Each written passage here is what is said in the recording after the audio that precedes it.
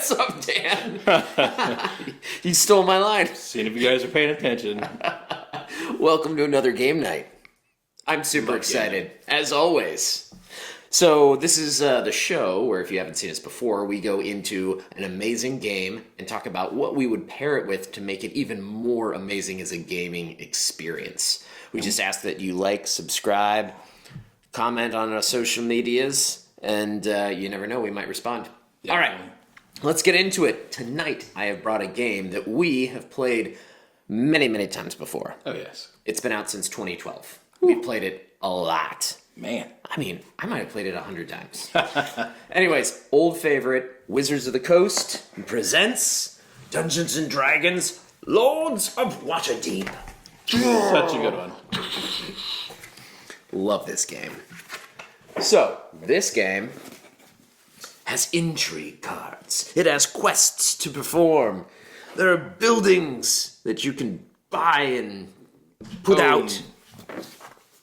And this board, my oh my, this board. Gorgeous.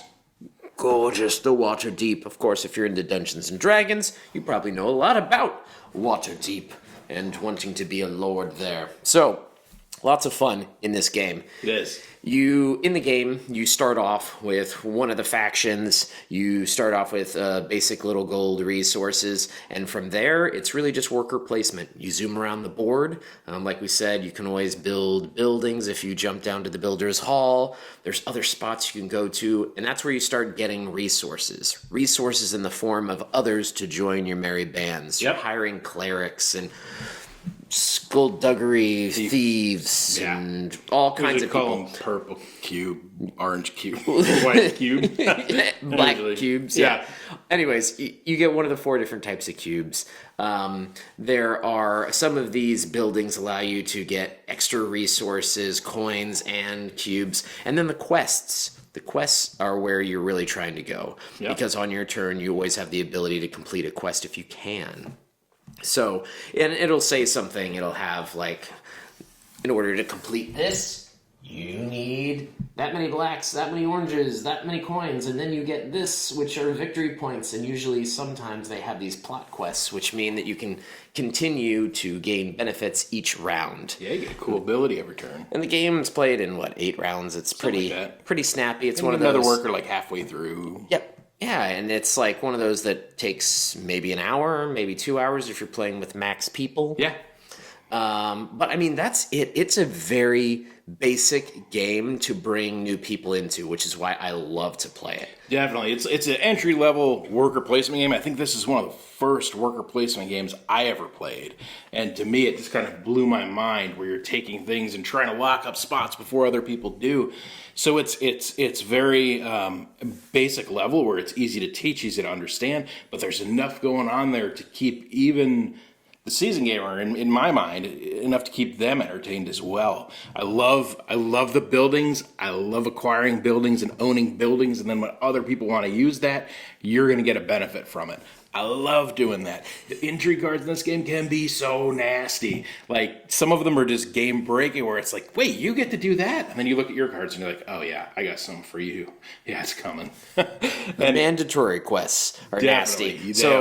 They keep people from doing other quests, and it's especially nasty at the end of the game. Like, you've been playing nice all game, and you're like, I'm about to do a 25 point, and they know you've got it in your hand, and they know you need those last 2 turns to get it. No. Mandatory quest, which means something that you have to use resources to complete before you can complete any other quest. Yep, that's going to tie up a turn. But, maybe like you said, you've got one of those in your hand to give to them, and then everybody just cries at the end. Yeah. Love it. It happens. Yep. Yeah. The base game is fabulous. There's an expansion to it as well. Scoundrels of Skullport. We play with that all the time. Yeah. That expansion is actually made up of 2 modules. The Undermountain? Undermountain, which gives you a couple more spaces to go to, where if you want to play with, I think, 5 or 6 players, you kind of need that. And it explodes your points. It does. Your VP at the end, you're playing for 40 points on some things. Yeah. And the original game does get a little tight with those higher player counts, so this gives it a little more versatility. The Scoundrels of Skullport, I put that with any player account. That expansion is so good. It introduces corruption and like a black market. So you can go to these like dark alleys and do these little seedy deals to get crazy like cards and buildings and resources and all this stuff that you can't get on the normal board, but you're going to get these corruption tokens. And these corruption tokens are going to be negative victory points at the end of the game. And based on how many corruption tokens are out with everybody else is how negative each one's going to be. They may be worth like negative 5-10 points at the end of the game. Oh, yeah. So each. Yeah, and there are cards where you can get rid of corruption. Like there's things you can do to get rid of corruption, which all of a sudden there's like no corruption left for anybody to get. And you're like, oh man, this is going to be bad. This is going to be really bad. And then somehow people start doing stuff that they've been sitting on. And the next thing you know, the corruption board is full and nobody's got corruption again. So it's a cool like give and take, and always leaves you guessing. And when you start out the game, you're given at random a special character. Yeah. That's good for end of game scoring. And so it might say like all of your quests score additional for Arcana and Skullduggery or Piety and whatever. Yeah. Right? So that's kind of fun. And there's one that I dread, and I think a lot of people dread, especially when you're playing in like a 5-person game, which is the builder. Mm-hmm. the lady builder. And so it's like you score points for every building you have, but people figure that out in 2 seconds when you're like trying to make sure you're at the bottom building every time. And everybody just blocks you for the rest of the game. It can be a little difficult to win with that one. But, definitely. But I love this game. It's good. And so one of the things I do want to mention in this, because it has come up before, just because it's got Dungeons and Dragons in the name does not mean you need to know anything about Dungeons and Dragons for this to be fun. 100%. You can go in knowing nothing about it. You're still going to have a blast with this. And you can go as deep into it as you want. So you can play it, like we said, and just say orange, white, black, and purple cubes. Yeah. Or you can be, I'm like, what is this? I'm recruiting. I'm spying on the House of Light, and I'm fencing goods for the Duke of Darkness. Like, you can start reading all into it, and there's little flavor text at the bottom. You can get as crazy with it as you want. Dress up, go nuts. Or you can just sit here like both of us and just have fun playing with cubes. Yep, have a couple beers and just sit back and relax. Beers, you say? Beers. Ooh. Is that what you brought tonight, Dan? To pair with this game? This amazing game, you brought a couple beers? No. Oh. I did not. Didn't think so. No. To me, I wanted to channel my inner lord. I thought if I was a lord, what would I be drinking? Not mere beer. Only the finest. Go in my chalice. I feel like you're working this way too up. No, I didn't. It's in a bag. It is. Look at that. Yeah. Yes. I have a lot of whiskey that I'm looking for an occasion to break out. And what could be better occasion than being a Lord of Waterdeep to break out the Blantons? I mean, this Blanton's is good whiskey. This is harder to find, expensive. It's a little bit harder to find. Going back, so this started in, I believe it was 1984. Elmer T. Lee was the master distiller, and he was tasked with creating a super premium bourbon. And so he thought back to the 1940s of when Colonel Blanton was the president of the company. And President Blanton would take dignitaries and special guests to Warehouse H, and he would let them sample from a variety of barrels, and they would agree on which is the best barrel, the honey barrel, and they would take that one single barrel and bottle it up. So what Master Distiller Elmer T. Lee did was he decided, well, what better way to create a super premium bourbon than to go to Warehouse H and bottle up single barrels. So we've got Elmer T. Lee as the founder of not only super premium bourbon, but also the single barrel concept, which is huge right now. So Blanton's is from Warehouse H, and they all have a dump date, which is kind of cool. So some people look for like a specific date that means something to them. This one is 8/16. That's my little brother's birthday, so that's kind of cool.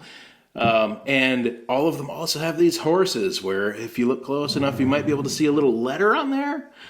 You can collect them all. They say Blanton's. That's one of the things that people go nuts over these. And this is also in the John Wick movie. Blanton's has like exploded. It's hard to get right now. Well, if it's in the John Wick movie, it's perfect for adventures like ourselves. Definitely. I mean, we're not too far off John Wick, right? 100%. Bunch of nerdy finance people. Oh, man. We're almost Hitman, right? Thank you. Yeah, so I just envision the Lords of Waterdeep. They may not have Churchill Downs, but I imagine they have something similar to it.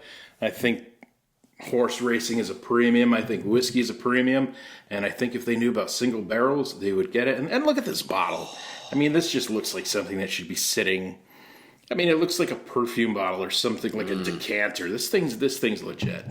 Wow. Well, to the master of minutia, the nerd of numbers, let's do this. Woo! Elmer T. Lee, not just a bourbon.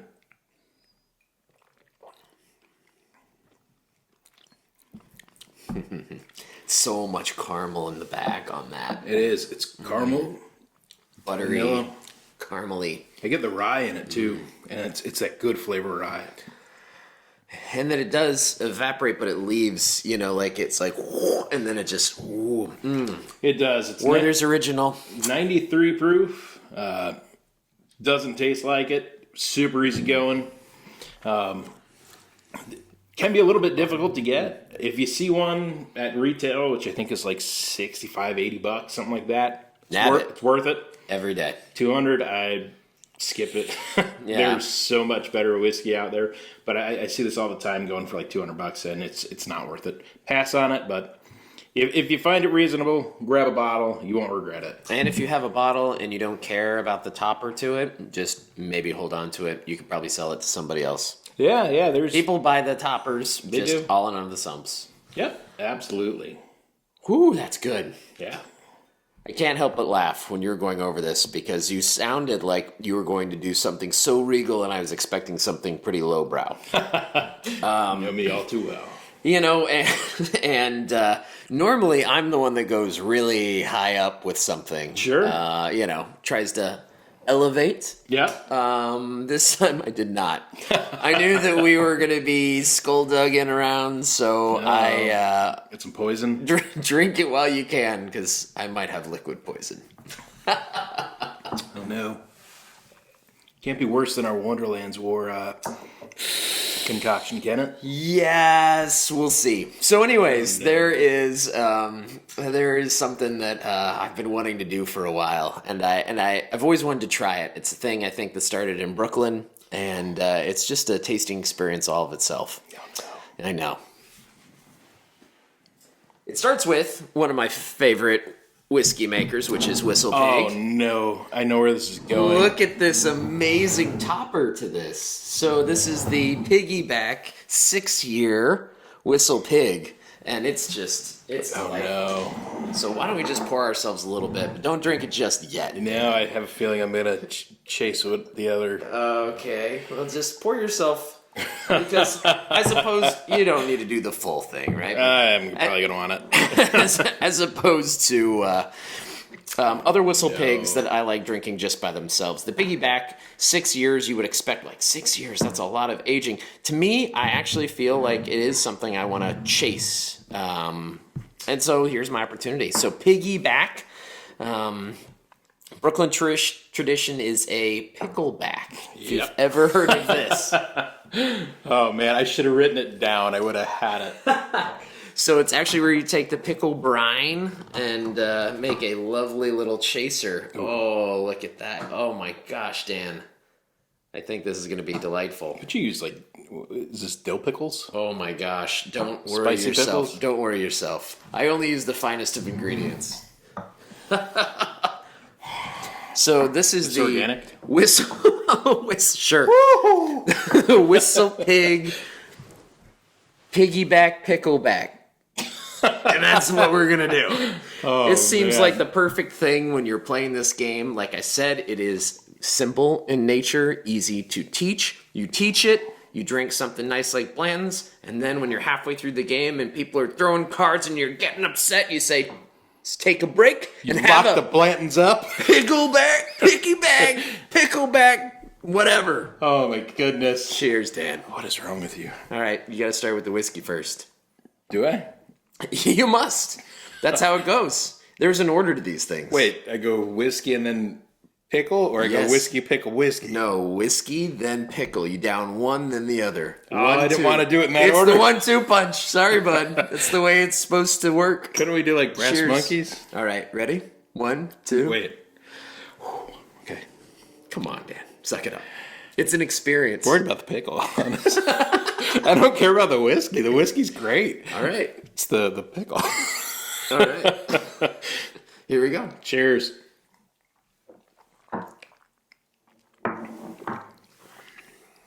Oh, it works perfectly. Oh my god. It's not as awful as I thought. It's not as awful as you think. And the wonderful thing the wonderful thing about this drink is that the whiskey should come through as you're having the pickles, right? Yeah. The pickle brine. So even though right now I'm still tasting pickle, I'm tasting pickle. top palate, bottom palate is all whiskey. You know, and you can always do one of these. I need to. You know, maybe even in the pickle one. Yeah, don't do it in the pickle. Yeah, you just put a little in the pickle and then you're fine. Yeah, Put a little whiskey on your pickle. Oh, yep. Still sticking by it. This is fabulous. Whoever came up with it and why, I don't know. But there you go. Delightful. So anyways, fun game. It's better than it sounds. Fun game. And it's fun to just do something different for this game. So I love what Dan did, keeping it really elevated as a lord. And then, of course, you're not going to be able to make it as a lord unless you have friends in low places, which is the piggyback pickleback. Sometimes you got to go down to the gutter and hang out with the rabble. Oh. So, where do you rate this, Dan? What are you feeling? This is good. The game gets a full glass for me. All right. I agree. It's one of my faves. Yeah. I don't know how to say this nicely without making Alex cry. The pairing could have done a little bit better. Do it with Blanton's. I do love the idea of the pickleback though. That's funny, man. That's so ghetto. Maybe you do that for the first couple rounds and just just so you get like your next worker, and then like maybe you even make a threshold on the board. Like, once you get past 100 points, you get a sample of Blanton's. Yeah. Oh, I like that. Or if once you hit a certain level of corruption, you can't have that anymore. You got to go picklebacks. Oh, yikes! Then I'd never take corruption. I'll be honest.